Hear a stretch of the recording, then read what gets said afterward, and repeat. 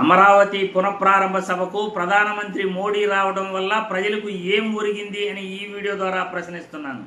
అమరావతి పునఃప్రారంభ సభకు 500 కోట్లు ఖర్చు పెట్టారు.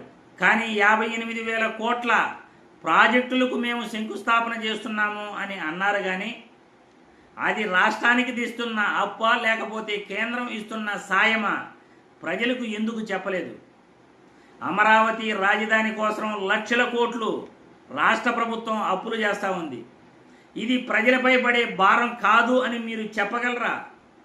మరి అమరావతి రాజధాని కోసం 10 ఏళ్లుగా మేము కృషి చేస్తున్నాము అని మోడీ గారు చెప్పడం హాస్యాస్పదం. 10 ఏళ్లుగా మీరు రాష్ట్రానికి ఎంత సహాయం చేశారు అమరావతి రాజధాని కోసం?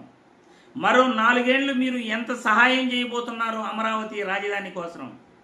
ఈ లెక్కలో రాష్ట్ర ప్రజలకు మీరు ఎందుకు చెప్పలేదు అని ఈ వీడియో ద్వారా నేను ప్రశ్నిస్తున్నాను. అమరావతి రాజధాని ఏర్పాటు సభ వల్ల ప్రజలకు ఒరిగిందేమీ లేదు అని ఈ వీడియో ద్వారా ప్రజలకు తెలియజేస్తున్నాను. మీరు గొప్పలు మాట్లాడుకుని ఒకరినొకరు పొగుడుకోవటం తప్ప రాష్ట్ర ప్రజలకు ఏం ఒరిగిందని ఈ వీడియో ద్వారా ప్రశ్నిస్తున్నాను.